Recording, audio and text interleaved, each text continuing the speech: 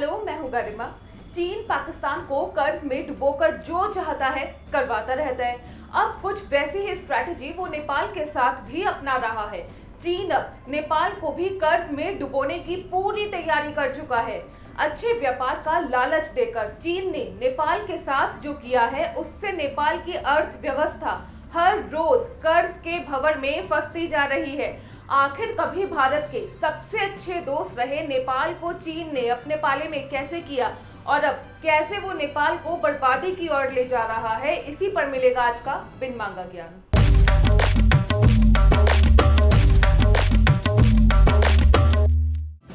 नेपाल को कैसे लालच दे रहा है चीन। नेपाल एक लैंड लॉक्ड कंट्री है। ये एक तरफ भारत से घिरा है तो दूसरी तरफ चीन से। इसके पास कोई समुद्र नहीं है और इसी वजह से कोई पोर्ट भी नहीं है। टेक्निकली देखें तो दुनिया भर के दूसरे देशों के साथ व्यापार के लिए उसे भी पोर्ट्स यानी कि बंदरगाह की जरूरत है। अभी तक नेपाल भारत के पोर्ट्स का इस्तेमाल करता रहा था क्योंकि दोनों ही दोस्त थे, लेकिन अब स्थितियां बदल गई हैं। वो कहा जाता है ना कि विनाश काले विपरीत बुद्धि, तो नेपाल की बुद्धि भी विपरीत हो गई है। जो नेपाल भारत का सबसे अच्छा दोस्त था, अब उसी भारत को नेपाल ने दुश्मन बना लिया है और नया दोस्त बन गया है चीन। दूसरे देशों से व्यापार के लिए नेपाल ने भारत की बजाय चीन को ट्रांजिट कंट्री यानी जहां बंदरगाहों से व्यापार हो सके उसके रूप में चुना है। मार्च 2016 में जब नेपाल के प्रधानमंत्री केपी शर्मा ओली चीन यात्रा पर गए थे तो दोनों देशों में ट्रांजिट ट्रांसपोर्ट एग्रीमेंट हुआ था। इस एग्रीमेंट में चीन ने नेपाल को 7 ट्रांजिट पॉइंट दिए। इसमें 4 समुद्री पोर्ट थे, जिनमें से एक है टाइजिन, शेनज़ेन, लियाओंग, ज़ानजियांग है।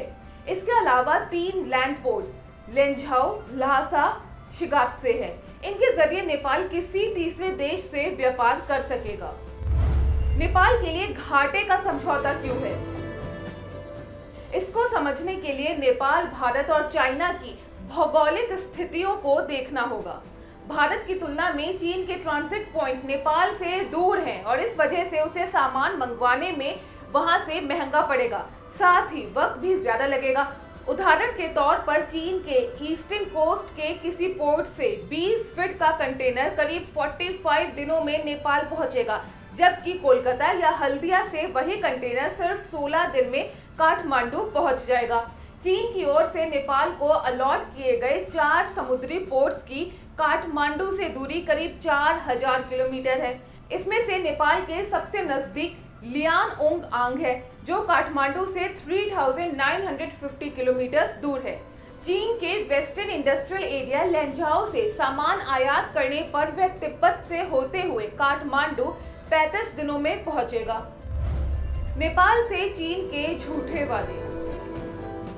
चीन के मुताबिक belt and road initiative railway project दक्षिणी तिब्बत के केरुंग शहर को नेपाल की राजधानी काठमांडू से जोड़ेगा।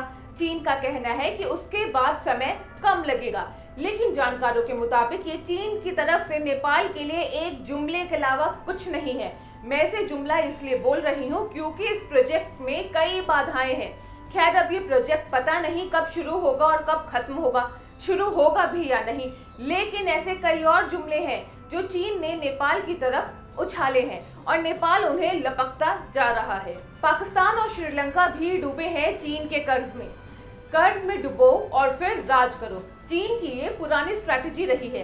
पिछले साल खबरों से पता चला था कि चीन केनिया में मोम्बासा के बेहद लाभदायक बंदरगाह पर कब्जा कर लेगा। बीजिंग ने केनिया के रेल नेटवर्क के विकास के लिए बहुत बड़ी रकम उधार दी थी, जिसे अफ्रीकी देश चुकाने में असमर्थ हैं।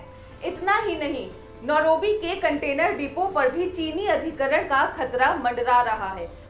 श्रीलंका को चीन ने पैसे उधार दिए और जब श्रीलंका पैसे नहीं चुका पाया तो उसे 99 साल की लीज पर हम्बनटोटा बंदरगाह चीन को सौंपने के लिए मजबूर होना पड़ा।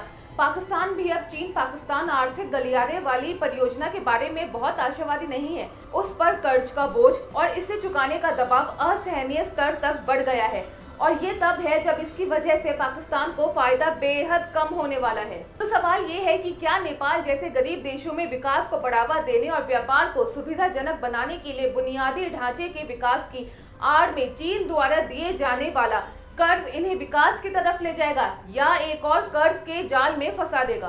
वैसे इस पूरे मसले पर जितना ध्यान कर्ज लेने और देने वाले देश रख रहे हैं, उतना ही ध्यान भारत भी दे रहा है, क्योंकि ये सब भारत के ही पड़ोसी हैं और इन पड़ोसी देशों में हुई छोटी सी भी हलचल का भारत पर बड़ा असर पड़ता है।